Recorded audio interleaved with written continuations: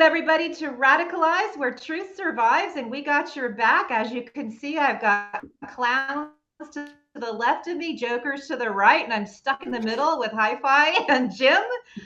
Thrilled to be so Our trolls are because going to use that actually forever, I'm with Heidi. two of the greatest investigative. I got two of the investigative brains on my side, on my team, and they're not only incredible investigators, they're also really great friends. And you guys help me get through every day as we fight against fascism. We are coming to you on the eve of the Italian election, where voters are poised to elect their first hard right government since World War II. And we're going to talk about that with our favorite geopolitical analyst, Monique Camarra, who just cast her ballot in Italy today. And that is, and guys, you're going to want to stick around for that. And she's wearing the greatest sweatshirt ever. All right, gentlemen, let's jump right into Front Loaded.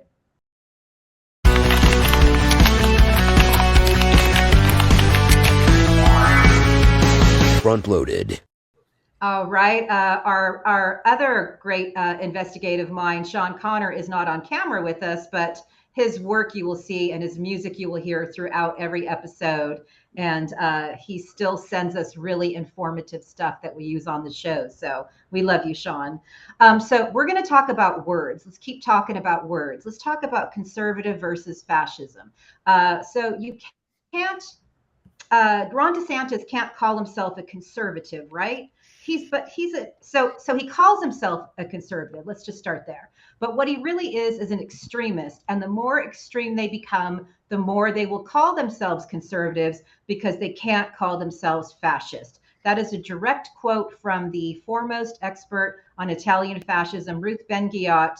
And I start with that quote because we are going to be talking about people who call themselves conservatives who are actually quite authoritarian. And we want to make sure that we are using words properly and accurately. And to those who are weaponizing the term fascism against people who are not fascist, I'm calling you out as well. We are in an information war, and that brings us to our next point right here. One of the big mistakes I feel that we've made, and I think the gentleman would agree with us, is that the great information war, which we are living through, should never, ever have been separate from the rise of global fascism. This is one war. As Hi-Fi always says, we need a big tech treaty now to help it. We wonder why people's brains seem to be melting around us. It's because they are dealing with weapons grade disinformation all day long and don't quite have the armor for it. Gentlemen? Well, they're doing it on platforms that are controlled by, guess who? Fascists, right? You got people like Peter Thiel. You got, these monsters that have gotten brain fucked into neo-fascist propaganda and have set up these companies with Russian money. So what the fuck do we expect is going to happen? So what the big tech treaty needs to start with a big tech fucking reset, man. We need regulation. We need to replace all these people at the top who've been, mind fucked and are allowing this to happen on their platforms intentionally. And that's the difference. It's intentional. Their fucking algorithms know that rage is what brings them up, and they allow it anyway.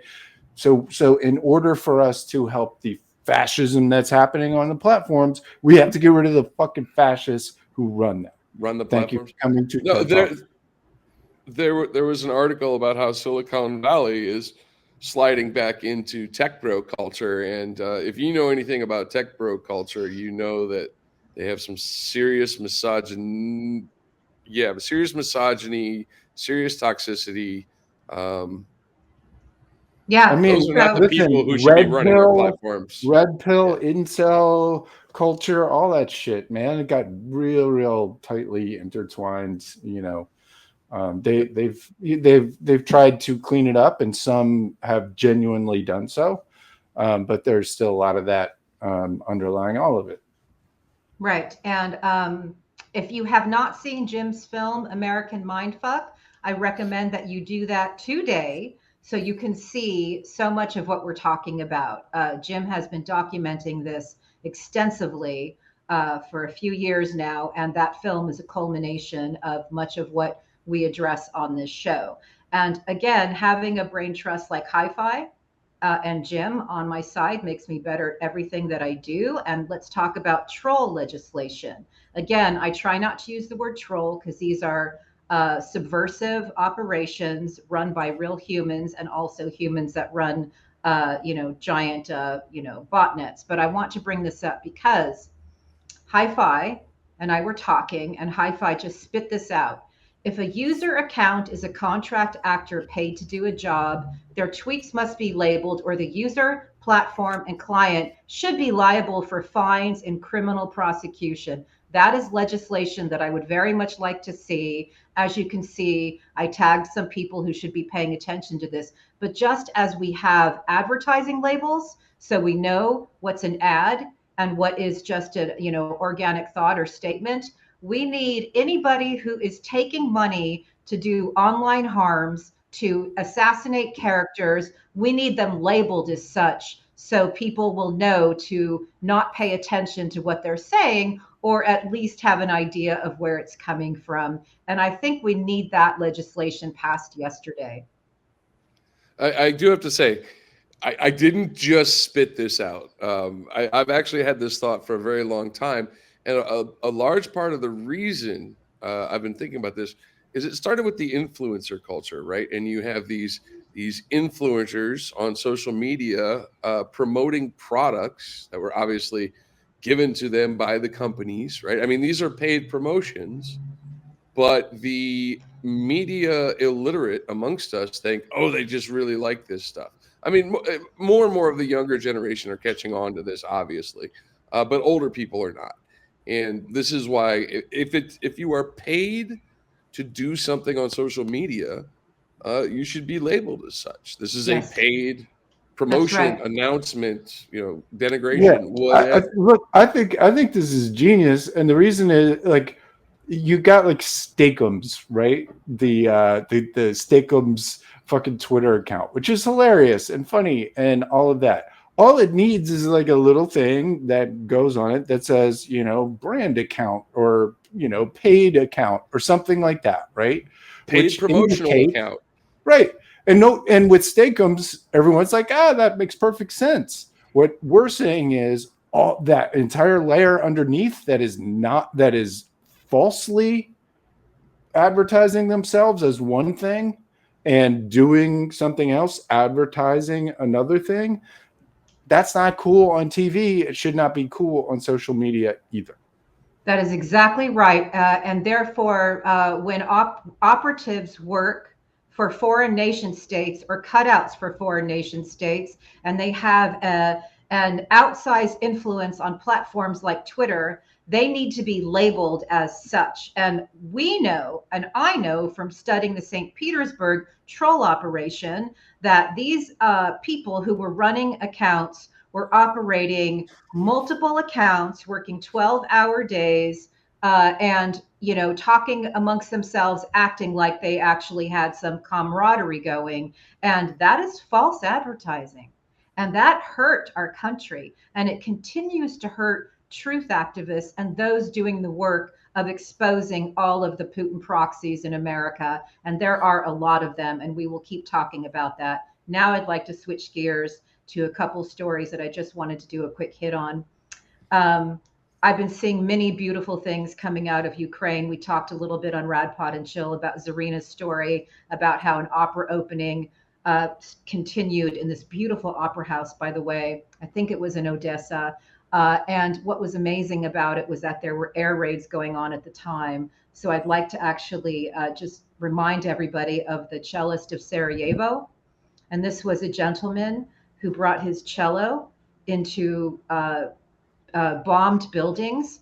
And he played for, I believe it was 28 days, 22 days straight under sniper fire. And I just think, to me, that is one of the most beautiful images of the intersection of music and culture and art and love in war. And I think we're going to be seeing more things like that. And I just wanted to bring this gentleman to people's attention. And the last thing I'd like to do in Front Loaded is there was graffiti posted in St. Petersburg, and it essentially was, let's see if you can pull that up so I can remember what it actually said, Hi-Fi. I'll try to find it. Bottom line is that the graffiti in St. Petersburg, Russia said, to start with, you were indifferent to politics, and now you're cannon fodder. And what that made me think about was that great Trotsky line that Paul Mason shared with us. You may not be interested in war, but war is interested in you. So pay attention, people. The last part, not Trotsky, me, but that's really what's at stake and what's happening. You know, take an interest, because it could be your kid next. So there you go. I mean, listen, if listen close. If there's a world war, they will come for your children. Dead serious. They're coming for my kids. That's for fucking sure. I have 3 boys who would get called up into the fucking military to fight this motherfucker overseas, right? If we let him do this, if we let him continue. That's what we're dealing with here. So don't think that, oh, the poor Russians, oh, the poor Ukrainians. The goal is for it to be the poor Americans. Yes. That's the goal. And we could also... The goal is for it to be poor everybody. Right. That's right, Hi-Fi. Both of you are correct. And the goal and what they are using to drag us there are these psychological operations and psychological warfare. And quite frankly, we could use a few more people fighting the information war beside us as well. Hi. And now for our palate cleanser moment. Okay, let's get on to word phrase of the week. Word phrase of the week this week: rage farming. Why do I bring this up now? It's a manipulative tactic to elicit outrage. We're lightening things up, man. Yeah, Come yeah, we are. I mean, this is I'm trying to lighten the mood, man, and then we come in with rage farming. Well, that was what came before this with Jim's pet was the antithesis of rage farming. Now we're talking about what the other people do, which is rage farming. Yeah. So this is why you have to understand rage farming. If you remember all the riot porn that was shown on Twitter from the 2020 riots there. Social media is excellent at this. I mean, if you actually read the rage farming article, there's parts in here about how Facebook is not only allowing rage farming, but actually fanning it because it increases engagement, as we've discussed.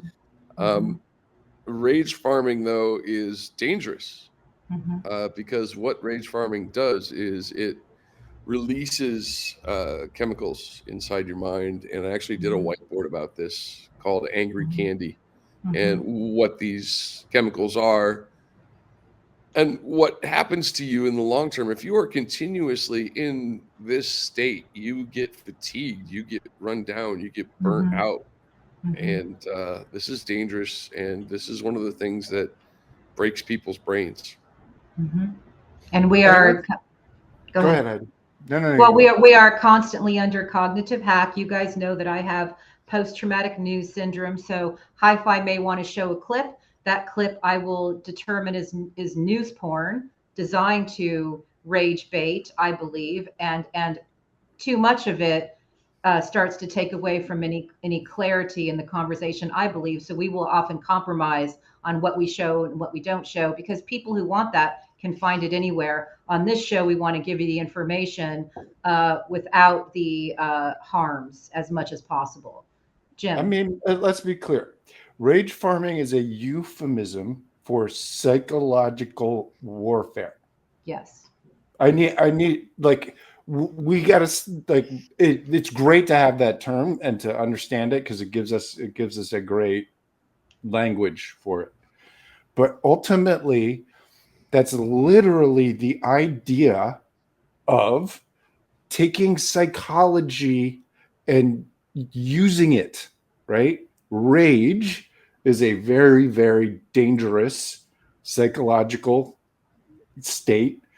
To farm it is an operation, right? Why do you farm it? Because you're going to use it, because you're going to weaponize it, because you're going to point it at someone.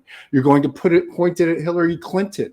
You're going to point it at whoever the fuck the people who are farming the rage want. Right. We've got to start seeing this as the intentional abuse of human beings, right? When you're farming people's rage, that means you are intentionally trying to get them into a state that they otherwise would not be. That's an attack. Yes. And that is why, that's right, Jim. That is why I opened with not looking at the great information war versus the global charge toward fascism separately anymore. They are united in their purpose. Precisely. High five. What's next? Next. High Hey. five. Next. Yeah, next. Let's just go to why it matters.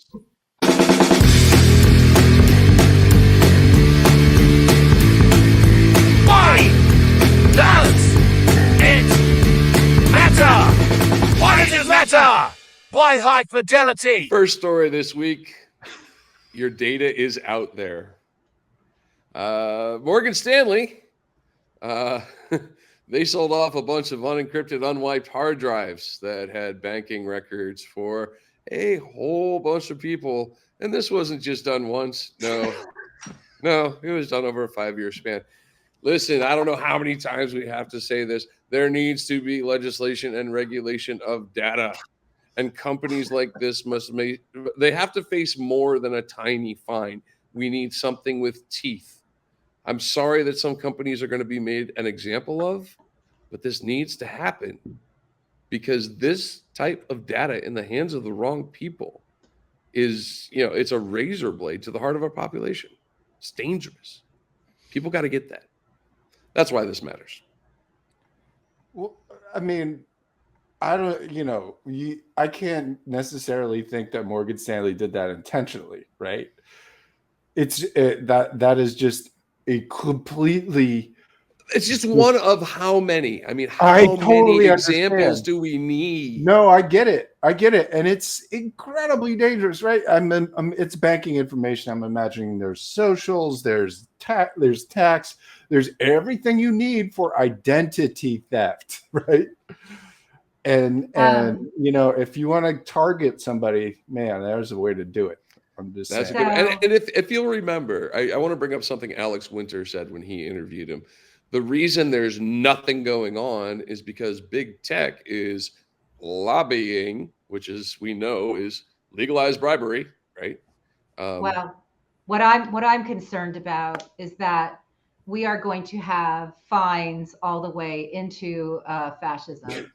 That they're just going to be fines, and they're just going to be fines, and these will be calculated risk, and they'll be fines, and that we will not see the kind of white collar prosecutions. And I'm not talking about Morgan Stanley's case per se. I'm talking about what we needed was teeth in legislation that actually made criminal charges available to those who were in violation of our various laws at the top of these tech companies. So, well, that gets into the problem with the jurisprudence precedent of corporations are people and you can only sue the corporation. Yeah. No, this is an agent problem, and we have to hold the agents inside the corporation accountable for those actions. Moving on. Number two is so fucked up. I'm not even going to share an article because there's so many. This one is indoctrinate and oppress them while they're young, because there's a company called Social Sentinel, and Social Sentinel markets itself as AI surveillance of your students' social media to keep track if there are any suicidal issues or emotional issues or problems at home, things like that. But in reality, what's happening is that schools are doing such things as monitoring their students for signs of protest or political activism. In one case, a university official instructed Social Sentinel to search a young woman's social media feed for accusations that the educational institution had handled her rape case ineffectively. Mm-hmm. This isn't about suicide. This is surveillance capitalism. It is being used to track our children, often without their knowledge. No students were told that this was in effect. Mm-hmm. Um, And you said that 52 schools in Texas is using this, and that the company that's behind it operates out of Ohio. Correct. The company that recently acquired it is out of Ohio because, Okay. again, Ohio is the heart of it all, and I don't mean that in a good way. Look, I'm also here to tell you that AI, right, is not what this is, right? They're using AI is not going to you can't say, "Ooh, hey AI, can you go and see if Judy was talking about blah in her Facebook feed?" Yeah. It doesn't work like that. Sorry, it doesn't. Yes, you can take in the feed and you can do some basic filtering and shit. You can do some basic Querying. searching with AI, but if you're relying on the results that are coming out of AI, that's even worse than if you have actual humans just snooping and reading it and going like, "Oh, that sounds like we could use in our case," right? Because that's really what's going on here. Is there's just a bunch of fucking private intelligence agencies out there that contract to these fuckers and spy on whoever it is you want, and they use AI as this sort of front. We're staying out of it. It's just AI who's telling us. It's the technology. That's fucking bullshit. I want to take you guys down a quick little path, just while it's on my mind, because I'd like us to thematically think about this. The woman who is likely going to be the next prime minister of Italy started very young in her indoctrination toward fascist ideology. The Russian who was just 15. The Russian who was just indicted for using American groups to weaponize information against each other on the far left and far right. He was the head of the equivalent of like a youth group, the equivalent of like a Turning Point USA. And so I just want to say that, again, thematically, like it's very clear that we have young people who are being groomed toward a particular outcome when it comes to the far right, which is why they project this stuff on organizations like Disney. It's always projection. But I want to be aware of that because parents, just like, make sure you're paying attention to your kids. Okay, they've got these weapons of mass destruction in their bedrooms, in their hands, and it's very important that that you're aware of what's going on. And as a parent, I remind myself the same thing. I'm pointing to myself. Listen, if they're installing weird communications apps that you don't know how to get into, if they installed Telegram, fucking red flag, man. Big red flag. I'm telling you right now. In America specifically. Not all over the world, but in America specifically, all it is an indoctrination machine. It might as well say red pill rabbit hole. That's all it is you go in there and you get fucking lost in a bunch of propaganda until you find the one that resonates with you, and then you get sent into the fucking wash cycle. Right. And you come out the other end as a cult member. So parents, seriously, fucking Telegram. Do not let your child get sucked into that nightmare. TED Talk. Thank you, Jim. 2. So. Thank you, Jim. Love you, Jim. All right. Selling off Africa is next. Selling off Africa. So this is an interesting one because we've reported before on the problems with the Swiss-based Credit Suisse, right? And turns out there's a company in Switzerland, this AOG fund.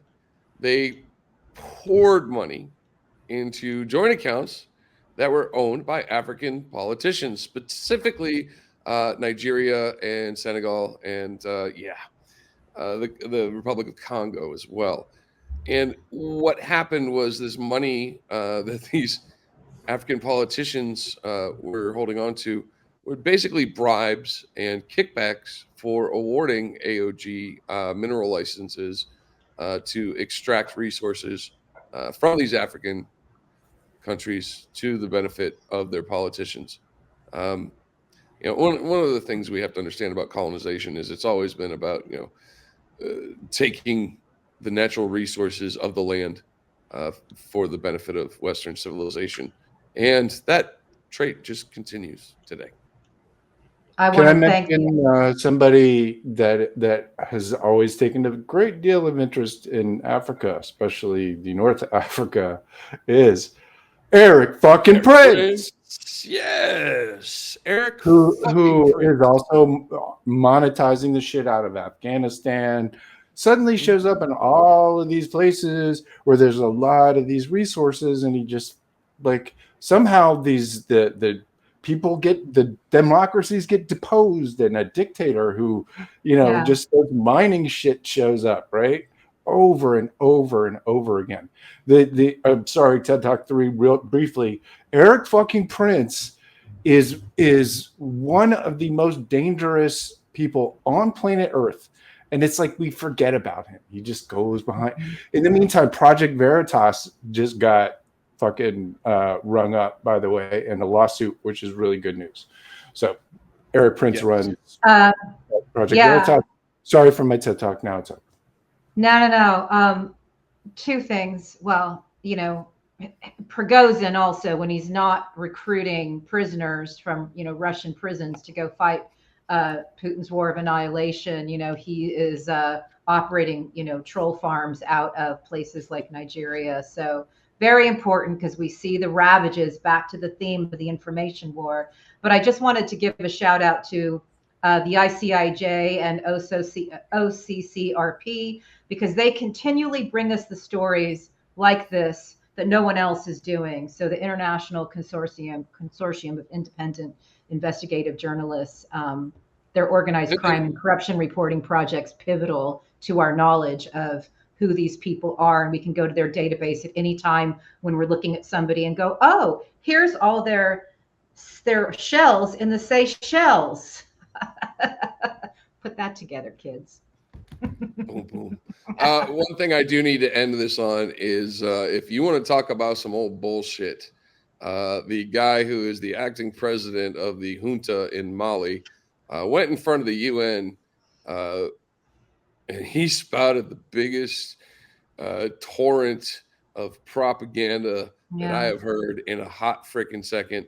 And as everyone knows, Wagner is in Mali and they're killing people. And this guy's attacking the French for leaving them stranded. But who put they wanted the French out? What? Who put those people in place? Who did that up?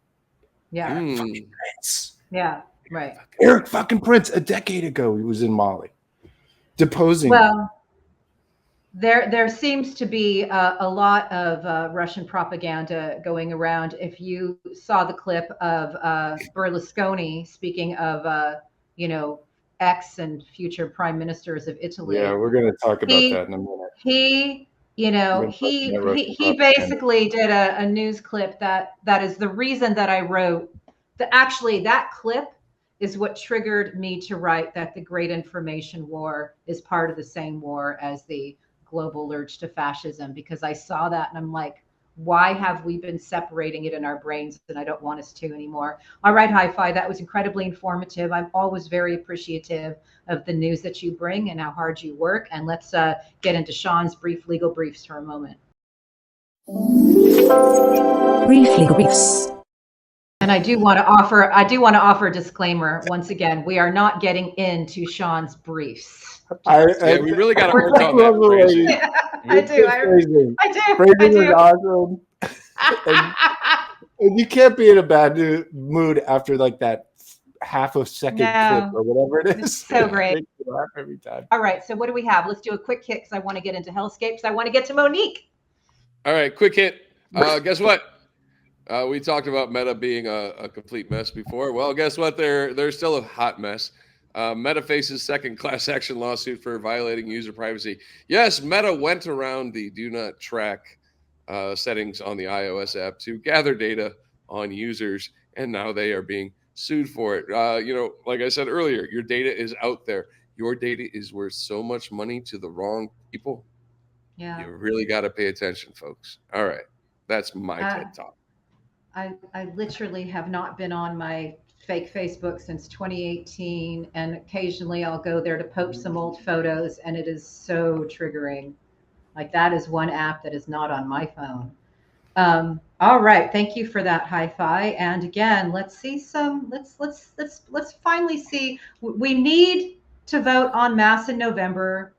We need Democrats, particularly those not compromised by Russia, to lead our country, and we need to start legislating so we can see some white collar criminals go to jail. So that's what's at stake. Jim, hellscape. Let's do it. Jim Stewartson's hellscape. Oh fuck. What do you got, man? Hello. So I'm here to just clarify a little bit. So if you look at almost all of this shit, right, globally, we're going to talk about Italy. We're going to talk about a bunch of different parties, a bunch of different fascists who come from different kind of places. Each and every one of them is influenced or compromised by the Kremlin, right? If you look at almost all of the propaganda and fascist movements in America over the last, let's say, 6 years, since before the 2016 election, all of it can be traced back to a few people, right? Peter Thiel, Steve Bannon, and especially Michael T. Flynn. Mike Flynn is and has been for a decade Putin's general in America. Literally. Every single thing he has done since 2013, when Edward Snowden got into DIA's top secret servers while Flynn was head of the DIA. Yeah, how the fuck did that happen? When that happened, and I've said this before, but I'm going to say it again. That happened the same week that Mike Flynn was at GRU headquarters.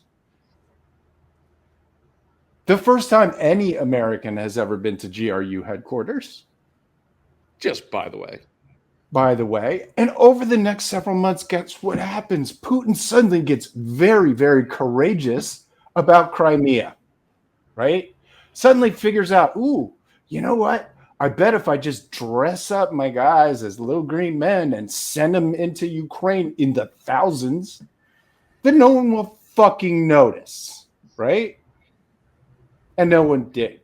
And guess why? Because Mike Flynn was head of the DIA and it was his fucking job to tell the Obama administration about it. This guy has been working for Putin for a decade. And no one will just fucking say it. I'm saying it. And I'm saying more than that. I'm saying more than that. I'm saying all the people, whether you know it or not, right? Whether you realize what you're doing, all the people who say, oh, stop talking about Russia, you're a conspiracy theorist, right? All the people who make you feel crazy for bringing up the subject of Russia at all. You're working for him. You are working for him. The guy who's slaughtering people in Ukraine. The guy who's brain fucking the planet. Fuck yeah, Jim. To turn on itself. It's brain fucking the United States of America into near civil war. You're fucking working for them. If you're coming after me, if you're coming after Heidi, our show, our friends, you are working for him. All we're trying to do is fucking expose this. Save our goddamn country and our planet from a fascist theocracy. So if what you want is a fascist theocracy, come out with it. Stop LARPing as something else. That's all I'm saying. What I'm saying today is that there is a clear line, right? At this point, there is an obvious connection. There's a network. To the Kremlin. There's a network. And Vladimir Putin is the head of that snake. Mike Flynn may be an even bigger head of the snake, if you know what I mean, because he wields so much power over such a powerful country, and he's embedded in the fucking military still. His brother is a 4-star general. For fuck's sake. So that's a big head of this fucking snake. But we need to do something about Putin. And the intelligence community is not listening to me, but just in case. I see the intelligence community taking action out there. I see that there is a renewed sense of protest in places like Iran and Russia, and I see suddenly people like Daria Dugin, get taken off the board. And listen, I don't know who's doing what, but moves are being made out there, etc. But until we get rid of this motherfucker, until we get rid of Putin, it's not going to stop, right? It's never going to stop, ever, until we get rid of him.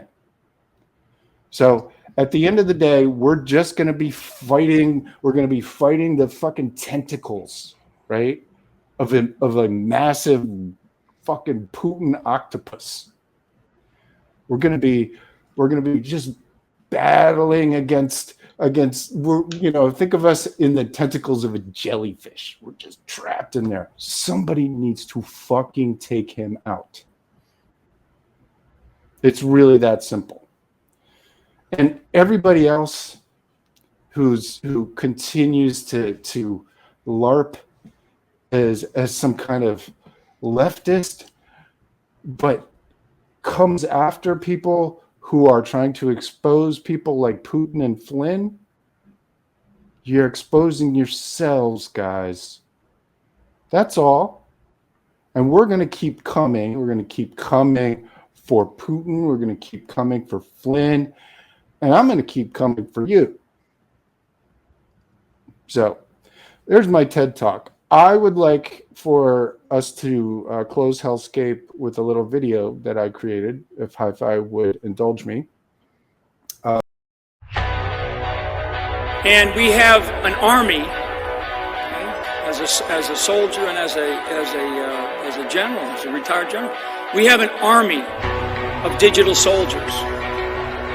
What we are now, what I call them, because this was an insurgency, folks. This was run like an insurgency. This was irregular warfare at its finest.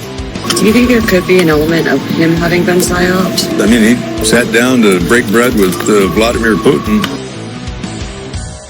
Truth is going to come out. Donald Trump will continue to be the president of the United States for the next 4 years. There's no doubt in my mind. The American republic that we have, this form of government that we have, which is a republic, it will only last as long as the people of this country allow it. Anyhow, this is one of our top quality guns. And, maybe I'll find somebody in Washington, D.C.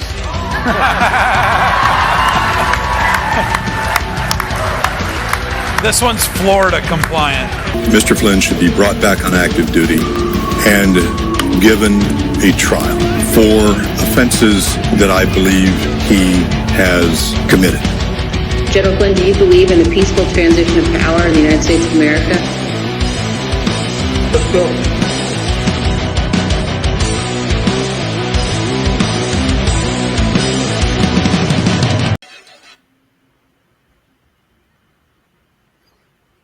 That says it pretty well. Listen, I'm sorry, go ahead, Heidi. That's our war, and I am honored to be working with you guys. Yeah, look, and I'm going to be real clear here, right? I said this next few months is going to be fucking crazy, right? It's going to be war. And making videos like that, I'm one guy. I spent a couple hours in between everything else making that fucking video, right? I'm not a video editor, but I express my fucking feelings, right? In a way that I hope communicated an important message. And what I would ask of our friends and our audience, however it is that you do that, whatever it is that works for you, if you feel this way, fucking express it. Get it out there. Tell people you're uncomfortable with the fascist insurgency. You're uncomfortable with the Russian influence. Say fucking loud. Right? Because that's all they're doing. They're just fucking louder. So that's right. That is it. Thank you. And thank you so much, Jim. Thank you. That is our war. That minute clip summed it up, and that hellscape summed it up. If you have to remain silent because you're afraid of losing your job, or you work for the government, or whatever it is, support independent investigative journalism. Support the Monique Camarras. Support shows like ours. Find the people who have the guts to tell the truth and back them up, because we need more backup. If it's financial, if it's something where you can do a repost, whatever way you do it, as Jim was saying.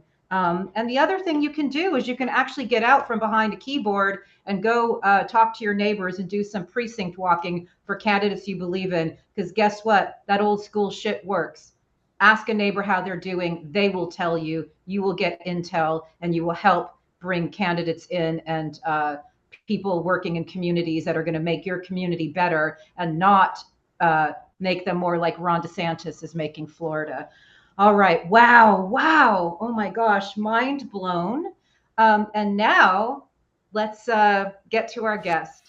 All right. We are so excited to bring back our favorite geopolitical analyst, Monique Camarra. You know her from our show, her own show, The Kremlin File. You also know her from What the Fuck, her Italian TV show with our lovely friend, Livia Ponzia, who I just adore.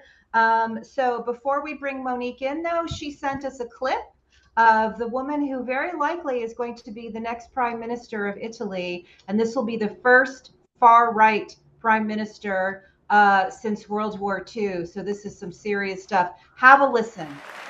It's the same all over the world. So-called progressives use the power and the arrogance of their mainstream media to force their political opponents to change, to be allowed into their inner circles. Except that, once right-wing men and women are admitted into progressive inner circles, they will have changed so much that conservative people will no longer recognize them and will stop supporting them. And that's exactly what they want. A right wing on a leash, irrelevant, and trained as a monkey. But you know what? We're not monkeys. We are not even rhinos. We won't be part of their zoo. The big box. No, put me down. Put me down. Nope, you're the big box for today. I'm the big box. You're in the big box. We love you so much that you get the big box, even if you don't want it.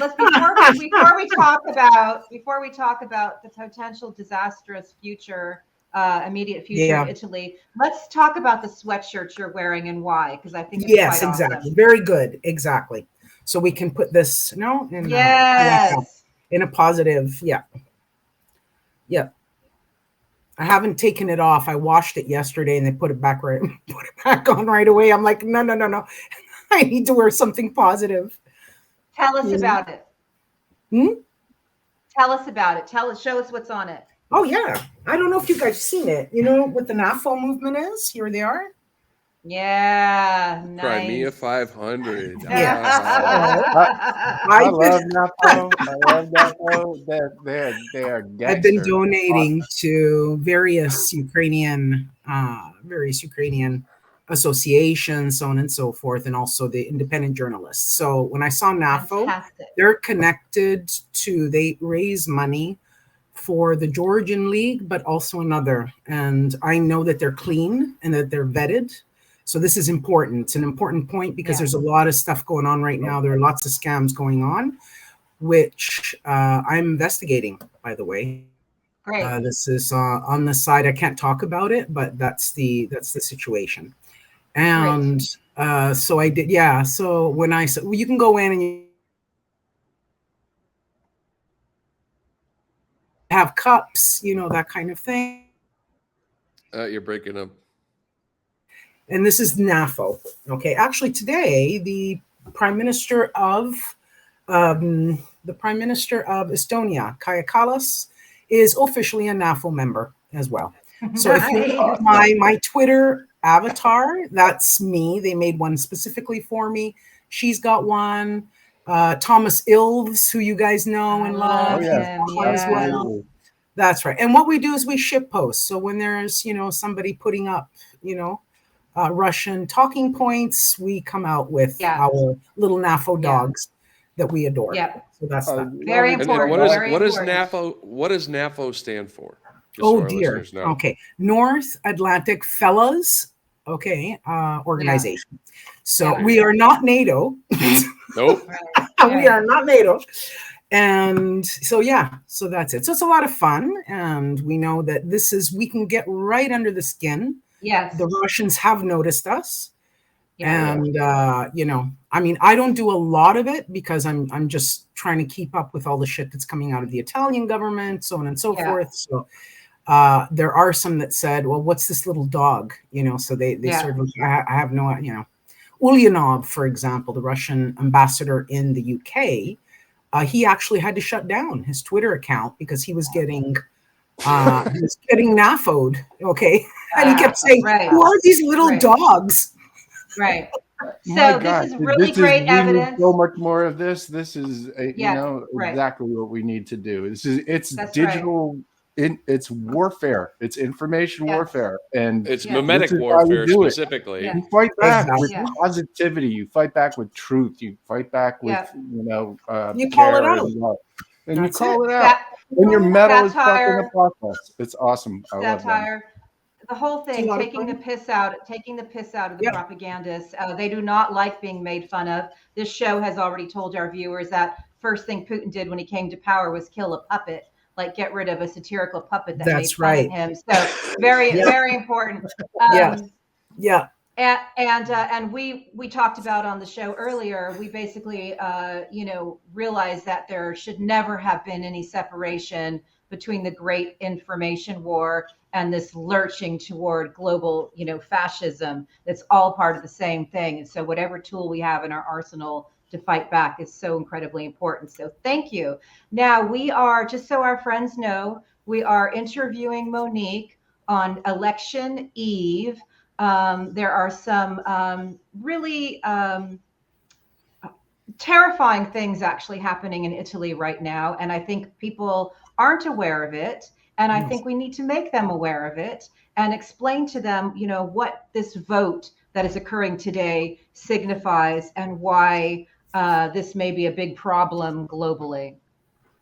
Yeah, I agree, because it's extremely important to understand that although Italy is a very small nation, it doesn't count for much in terms of, let's say, the military support that we give to Ukraine or that kind of thing. But the woman who will most likely win the most amount of votes tonight, with her party, we'll do that. She belongs to a European group called the ECR. And this ECR on a European level is actually quite small. Just to give you an idea, Hungary, is part of it. And we know the way that Hungary has gone. It's been voted by the European Parliament as a non-democratic state. By the way, this woman, Meloni, and Matteo Salvini, who I'm sure that you all guys know about, they also voted against this motion, okay, from the European Parliament. So in support of Orban. This is what we're talking about. So the ECR will have a huge voice. The ECR is also connected in many ways. Different representatives in the ECR are connected to Russia, okay, directly. We have a lot of those that, you know how we know that in the past 2 days, there have been sham referenda that are being held in Donetsk and Luhansk in 4 regions, okay, Zaporizhia and Kherson. And we know that they're sham referenda, but there are people from Meloni's party, Italians, along with some French, there's some Germans who have gone and they are acting as sham observers, okay? So there are direct connections. We know that, for example, there are also direct connections, right, Heidi, with Malofev, all right, and his whole idea of setting up a Christian conservative, you know, quote unquote, because we know it's much more than, it's not really conservative. I think we got to come up with language. It's fascism. Language here. Traditional family values, okay, that kind of thing. What is coming out of CPAC, okay, and all of the BS that we're hearing, all right, from the extreme wing, or I would say at this point, the GOP, okay, is basically what is being mimicked by Meloni, all right, here in Italy. She has said, for example, right, just as she's speaking, make Italy great again. Okay, this is what I'm hearing. I know, crazy shit. Also, Miga, no. Much more. Yeah, I know. The scariest thing of all is that she has been a proponent and a supporter, disseminator of the Great Replacement theory since about 2015. She's been tweeting about this since 2015. I invite everybody to go and read David Broder. David Broder has written articles on this. He is an expert on the whole right wing, okay, the far right, radical right, okay, in Italy. And he just goes through the whole historiography of the movement itself. One thing I do want to bring up, because a lot of people are telling me, but she's not fascist, it's post-fascist, which I think is just bullshit. Because she grew up, okay, I'm just going to say this because it's really, really important to understand who she is. She grew up in the youth movement, the fascist youth movement. She was recruited by a person called General Almirante, who set up the new socialist movement, which is the let's say, they couldn't call it the fascist movement, so they called it the socialist movement. As we know, direct references to Nazi Germany. He set this thing up.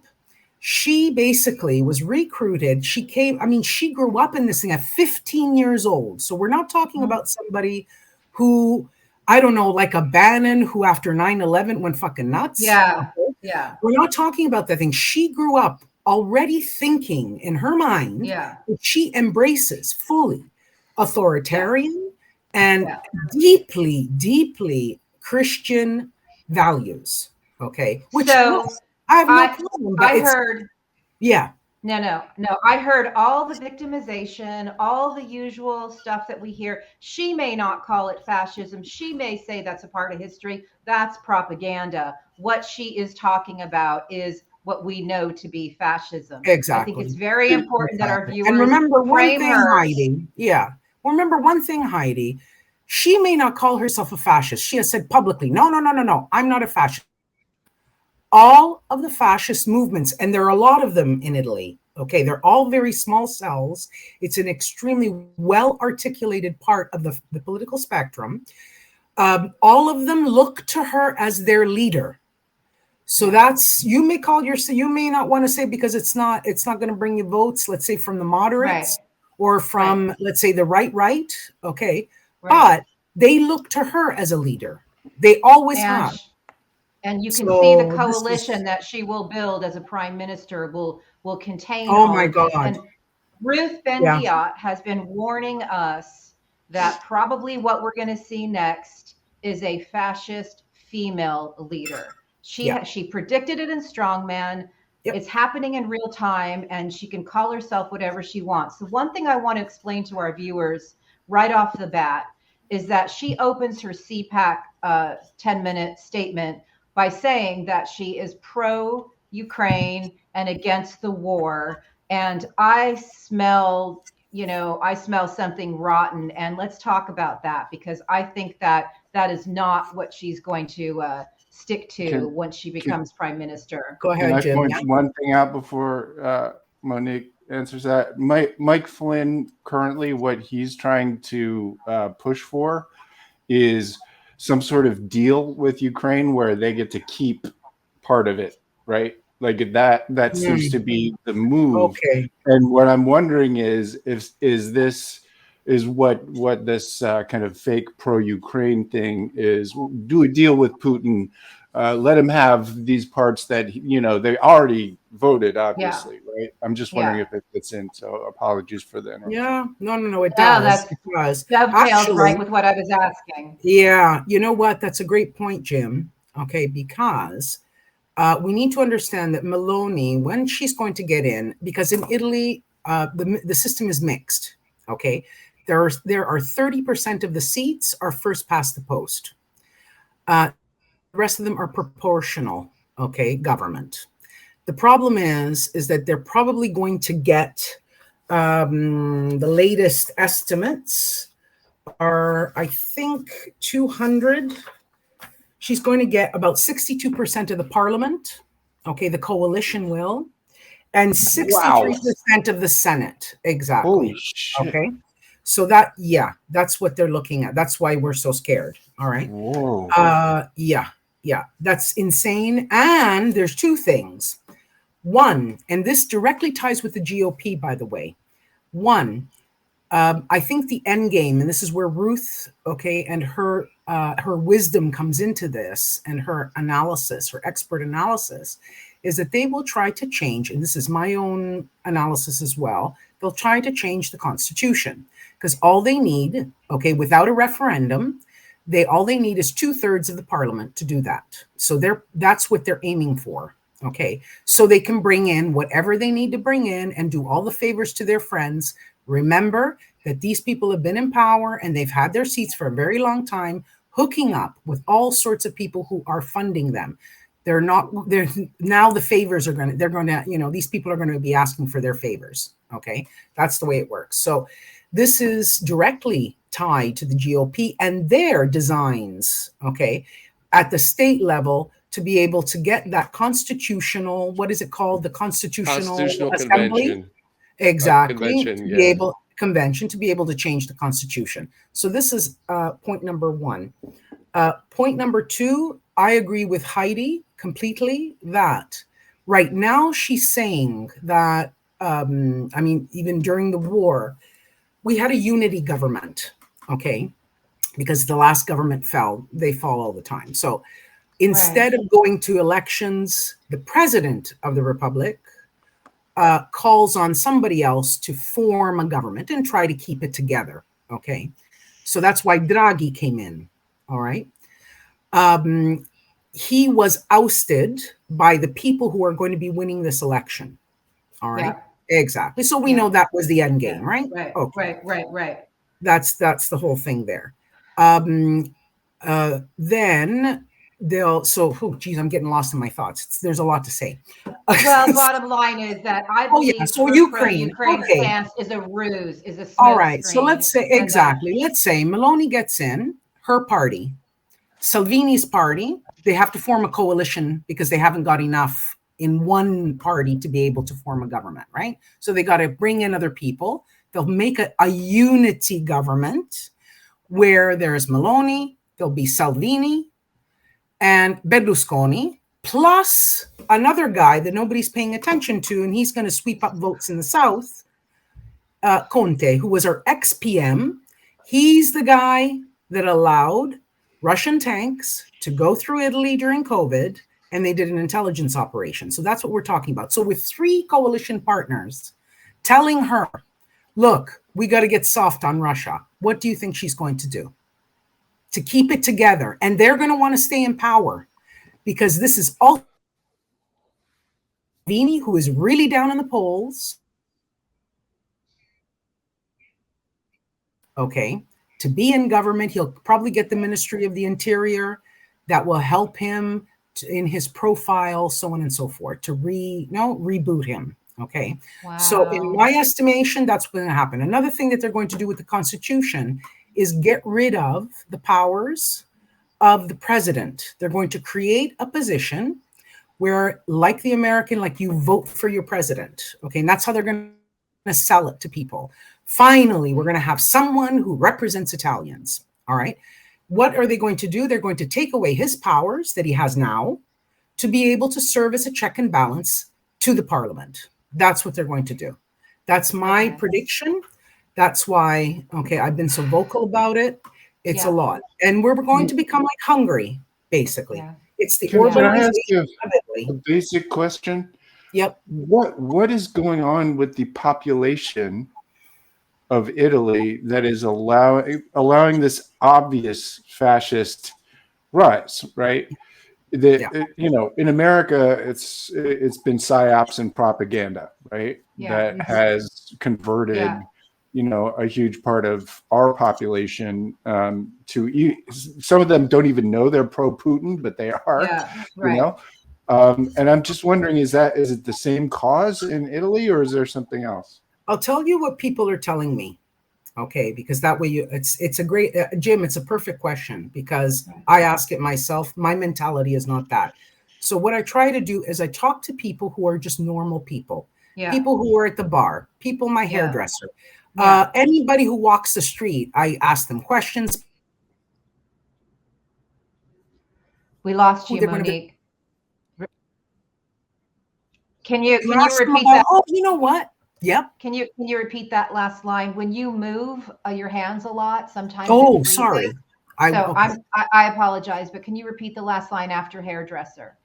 Yeah, I talk to normal people because Italians are extremely secretive about who they're going to vote for. They never ever tell you, okay, right out. But if you ask them enough questions on policy, you'll understand which way they'll go, right? So what am I hearing? Oh, those dirty immigrants are taking our jobs. And it is mimicking totally all of the Russian talking points that are being pumped through those vectors that we know here at Radicalized. You guys know exactly what I'm talking about, and the viewers know exactly what I'm talking about. So that's where they're getting it. Okay. Well, you heard her it right at that CPAC. She wove that right into her CPAC speech all throughout in those words. And partly that they are absorbing from mainstream media on television, the Russian talking points, because as you know, I've written about this. The Italian media is a crying fucking shame. Okay. It truly is. It truly is. We had 2 days before the election, we had Markov on national television on the flagship program, all right, on the flagship channel, talking about and justifying why Russia is doing its war against Ukraine. All right, with no pushback. No pushback. It's crazy. It's crazy. Right. So this is what they're absorbing on the mainstream and on social media. Yeah, CNN's going that way too. And then Italians have this thing. I mean, everybody laughs and says, "Oh, well, you know, they'll change government in 2 years," and that's what Italians say. They'll say, "Oh, she'll last 2 years, and that's it, and then we'll just change again." I mean, what's the problem? Can do a lot of damage in 2 fucking years. Exactly. But no, you know what? She's not going to be out in 2 years. These people are going to cling to power for as long as they can. Well, those kinds of majorities, right? Like they really do. I mean, if they do a coalition and are able to change the fucking Constitution, then 2 years doesn't mean anything anymore because they just change the number to whatever they want. Exactly. It's very, very scary. And, obviously a huge problem with NATO, et cetera, if it, starts well, they're already back. saying today there was a snippet in, I think, a Financial Times article by Diego Fusaro. Diego Fusaro is Dugin's boy here in Italy. Oh, Jesus Christ. And you know what, Hi-Fi? He said exactly what you're saying, that there should be negotiations. Ukraine should come to their senses, blah, blah, blah, blah, blah. Right. Okay. That's so this appeasement is what, and that's bullshit. yeah, I know. Right. Exactly. Right. Now, then another thing, most of the people are saying, oh, but the EU is not going to allow us. In fact, von der Leyen came out very strongly saying, if you guys start tinkering with civil rights, so on and so forth, the way Hungary has, we have mechanisms that we can, activate to stop you. Okay, she came right out and said it. But if it's done, for example, abortion clinics, Meloni has already come out saying that she will make it a right for you not to have an abortion. Oh God. Yeah. Exactly. Yeah. So no. I mean, it's already there, right? It's a choice. It's a choice. And I want another thing. In the only region where Meloni has her party has governed is Marche. That's the only region that they've actually had some sort of form of government. There, they cut the amount of doctors who perform abortions. So basically, it's almost impossible for women to get an abortion in Marche. So let's put this on a grand scale, because she's got all the religious. Let's remember one thing. She and Conte, all right, they have the backing from the Vatican, and they have the backing from the mafia clans, in the South. Yeah. That's what's not being said, and that's what's not being factored in. I know because I have my sources. So this is basically what the scenario is. A lot of people are saying, oh, no, it won't be so bad, because let's remember, after the Second World War, there isn't a generation who felt the direct effects of fascism in Italy. They've lived a life where the state has has always been there to help. They've had a very successful, stable. I mean, we look at it and say, oh my God, all these governments, 63 governments, in 62 years, or something silly like that. But it's still democratic. Mm-hmm. Okay. There are still parties. There are parties that form. There's proportional representation. There are constitutional. The Constitution is beautiful, the Italian Constitution, because it was constructed so that not one party, they couldn't have a strong man again. See, that's why these people want to get rid of it. That's the whole end game. So while everybody's watching Berlusconi lose his mind on Italian television, all right, they didn't pay attention to the one fucking thing he said that made me nuts. And that was, we're going to change the Constitution. Oh, let's go to the next topic. It's like, what? Yeah, right. What? Hold on, rewind. Okay. Right. Can I ask you what you mentioned the church, you mentioned the Vatican. Yeah. What the fuck's going on there? I mean, Francis seems to have been doing some fairly progressive things, like, he kind of emasculated the Knights of Malta, and he's been doing some interesting things to, kind of cut the really neo-fascist parts of the church down a little bit. Does he have anything to say about Italy turning into a neo-Nazi state? No, he hasn't. At the same time, his position on Ukraine has been very sketchy. He has been calling for peace. Well, I guess what's a pope supposed to say? Okay, let's go to war. No. I mean, that it would be natural on the one hand, but the Ukrainians are very upset at him for that, because he's actually come out and said, no, I'd like to go and speak with Putin instead of going to speak with Zelensky. So exactly. So this is one point. Okay. The second, remember that the church moves as an institution that has been around for over 2,000 years. It says governments come and go. We are always there. they have an intelligence network that is probably at par with the American network. Okay, and I'm not kidding. All right. Yeah. They know exactly what's happening everywhere, and they can influence. And I'll tell you the little influences as well, because we were saying, well, how do you know, right? So the ladies going to church now are starting to dress as Meloni is dressing. Yeah. They start to talk about how important the family is. They start to talk. There's all these little things that play into the talking points of the Christian radical right. Okay. Right. So the church, I mean, as an institution says, okay, this is the way the wind is blowing. We need to keep on board. Okay.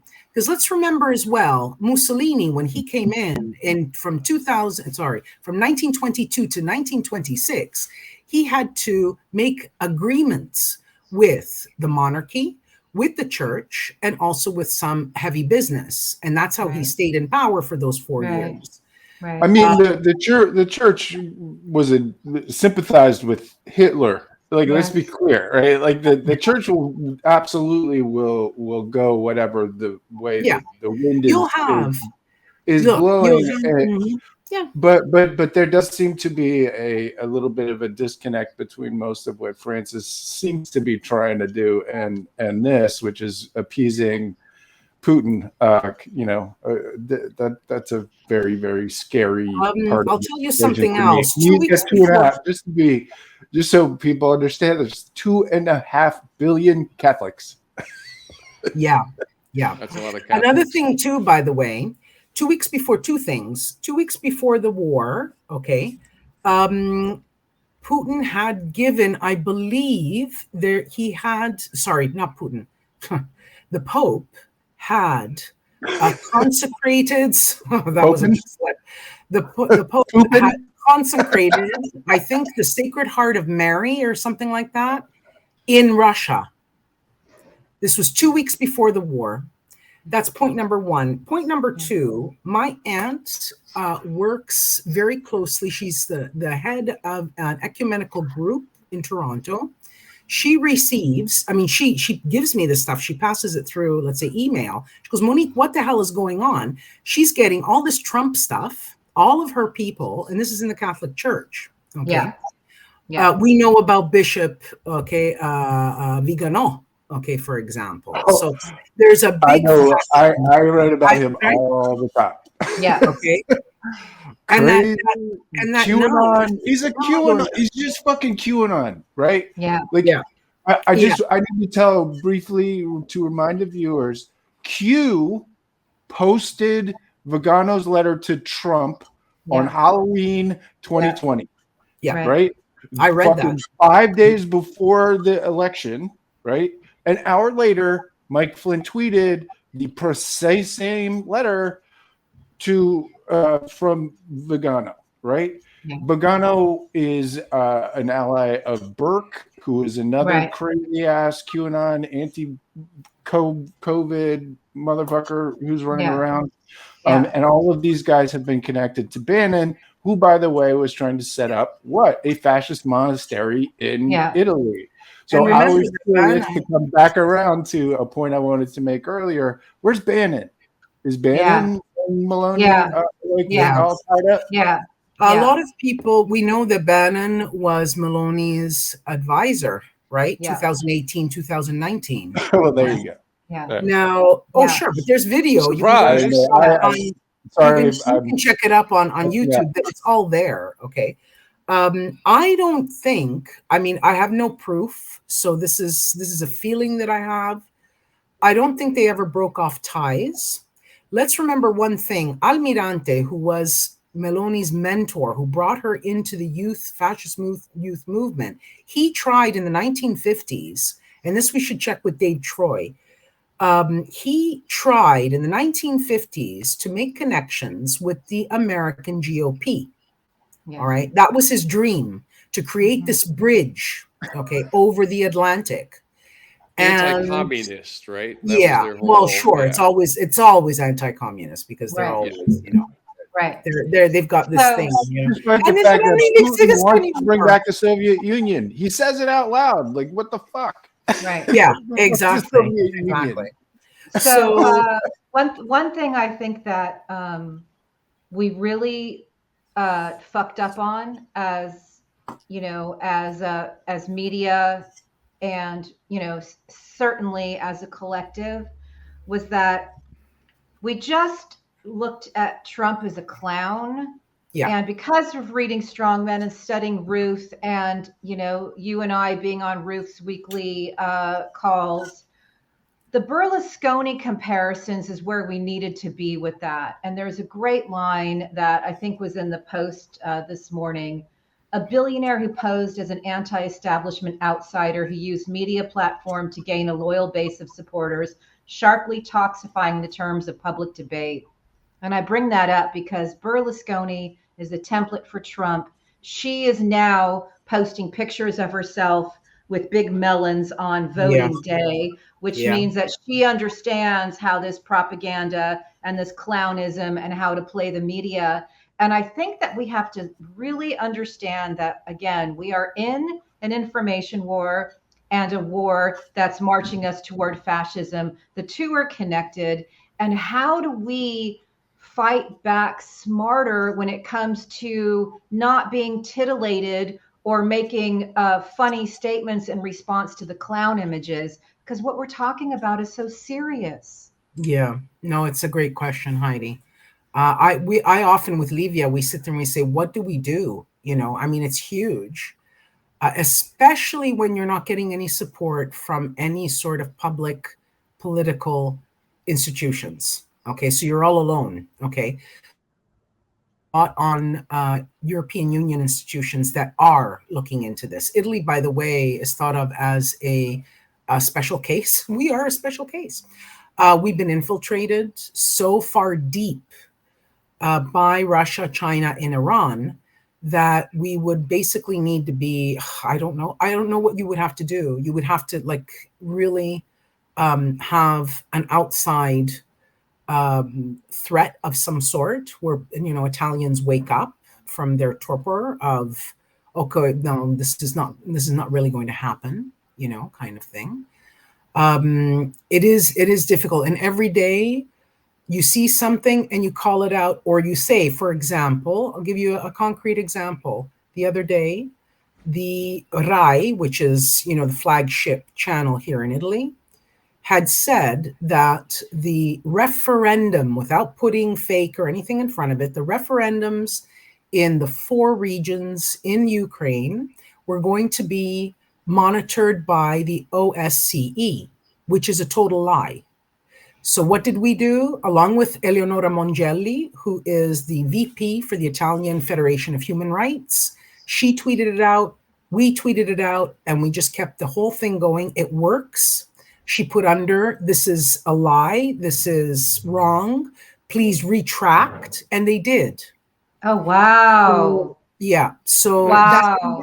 That's this is a lie, this is whatever, and I put the government, I put the Prime Minister's office, I put AGCOM, which is the for information on public broadcaster, and I also tag the actual mainstream, whatever channel it was that put it out. So that it does work. Okay. So that is a really, really good note. I've been writing propaganda and horse shit on stuff. When Jim finds clips of the propagandists, he puts on it when he's commenting on it, this is propaganda, or this is Russian propaganda, or this is, whatever it is. And I think that there has to be much better labeling and much better framing. And there's just such a lack of it. And everybody's going to be so amused, and she's going to say really horrible things as they lurch us toward authoritarianism. And this is not isolation. This is a big deal. What does this mean in Europe for Italy? What is this? What if this woman becomes prime minister, and it looks like she will, and this, according to my quick study, is the furthest right leader since World War II. What does it mean for Europe? It means that other countries who have small parties within the ECR, because she will have the largest expression party outside of Hungary, within, let's say, where the ECR, to have a voice. So her voice will actually, remember, we're the third largest economy in Europe. So it's not a joke in Europe. Okay.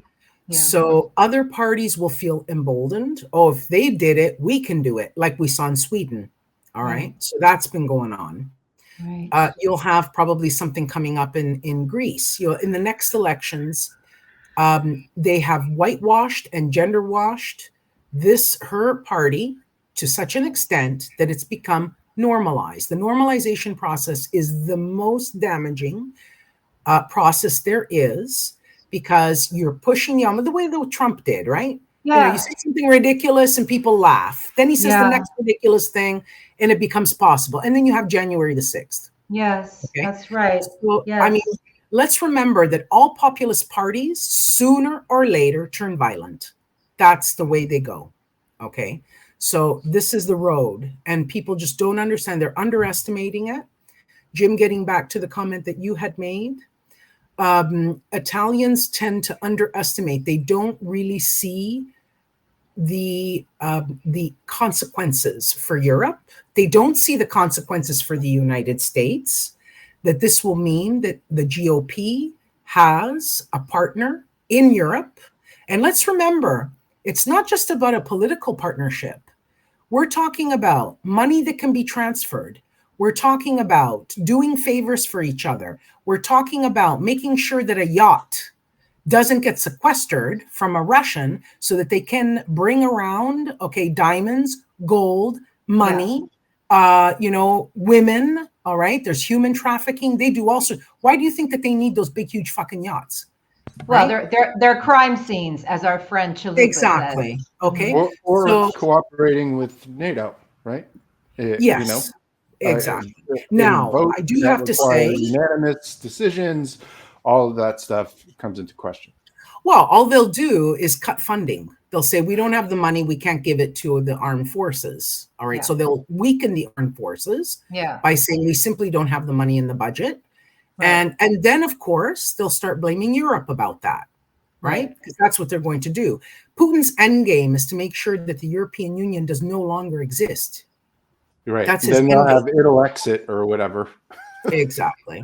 Now, a lot of people are telling me, no, but Italian business, they're saying the business community. The business community, of course, we do over 90% of our business with the European Union. We only do 2.8% of business with Russia. Okay. But they have an how can I put it? Outsized role.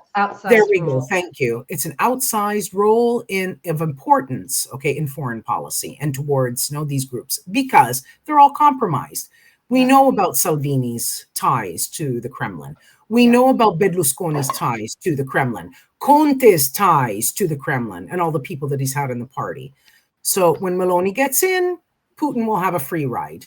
Yeah. Okay. And she'll, you know what? She's just going to sell it the way you said, Heidi. Oh, no, we got to keep the coalition together. We have to keep stability in Italy. I've got to, my base is telling me that I shouldn't be helping Ukraine. We should be putting that money in schools and anti-abortion clinics. Yeah. I can see when it. I watched the clip at CPAC, you could tell that she was saying those words without, it was hollow. And then she got to the meat, where she sounded like an Italian version of Sarah Palin or Ron DeSantis, all the same. And the fact that it had that awake, not woke, just made me want to just punch the freaking screen. It just, we see the global picture, and that's why I asked you what it means for Europe, and it means nothing good. No, it doesn't. And also, let's remember as well, having an ally for the Vatican and the rest of Europe, with the Russians and in the Americans is extremely important. Remember that here, these are the seats of power. So it's big business doing lots of big business, the energy business with Russia, which is now thankfully, coming, but I mean, they'll get into crypto, they'll get into other areas. I mean, right now they're just biding their time. But these are the big players, that are behind the scenes that we don't vote for, but they do have an impact on policy, domestic and foreign.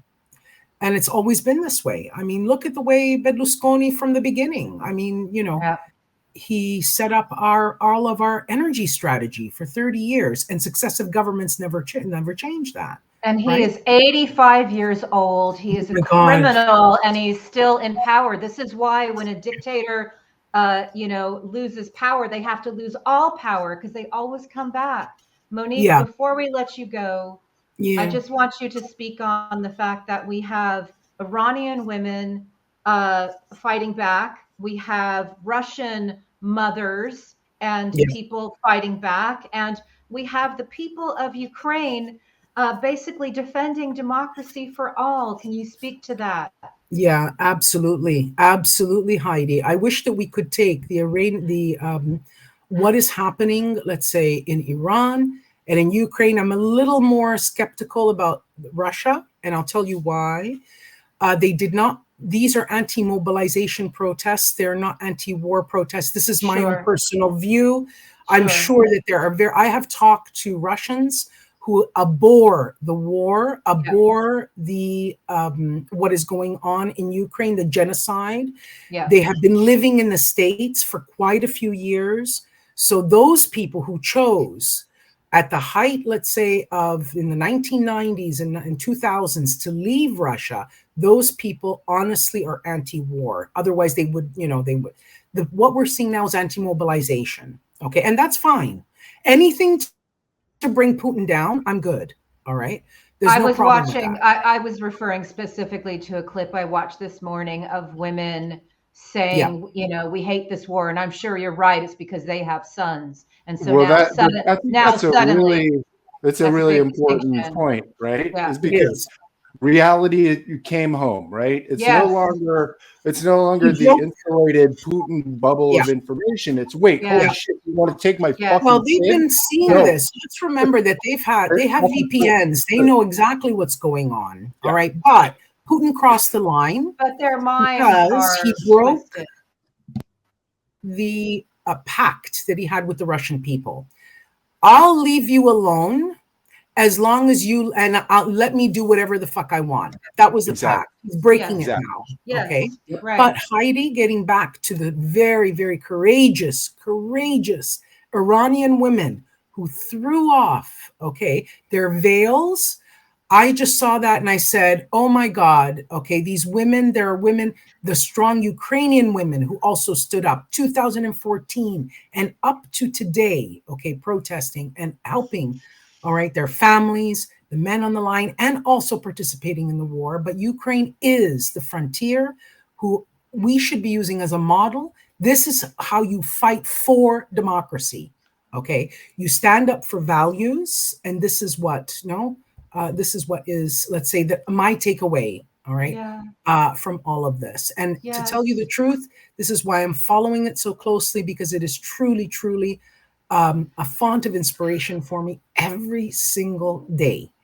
And I wish my Italian compatriots would see this for what it is, instead of getting bogged down into stupid fucking shit that makes, so my energy bill is $100 more, but they're slaughtering people in Ukraine. We are not doing enough there.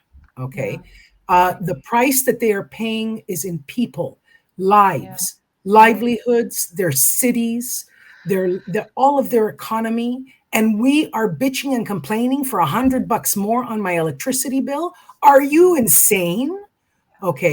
No. So this is a thing. And I just wish my own Italians could see this the way I do. All right. And there are very few of us, by the way, who are so vocal about it. I want to thank you guys for giving me the opportunity to say this, because especially today was really, really important.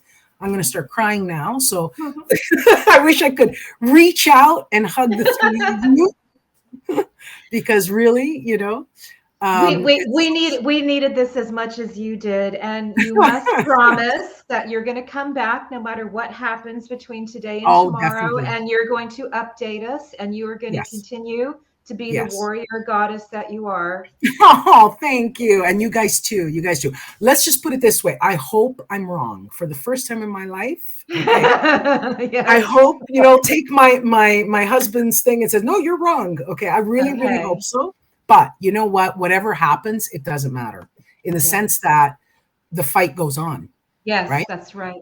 I mean, you guys went through 4 years of fucking Trump.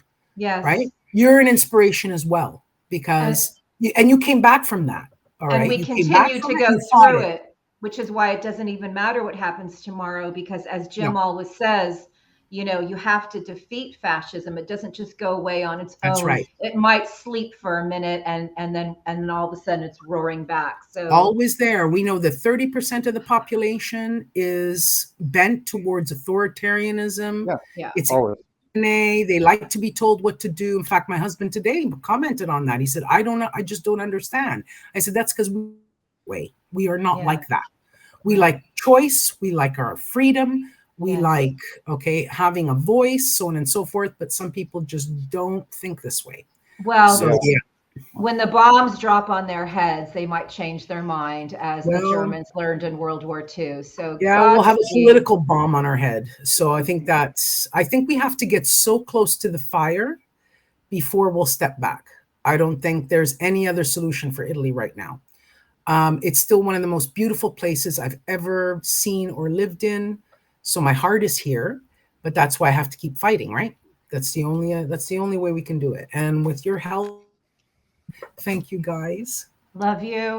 Love you. Love more. you guys too. Monique, we love you too. Bye, guys. Love you so much. Oh my gosh, just sucking back tears the whole time. How about we let the people of Ukraine take us out?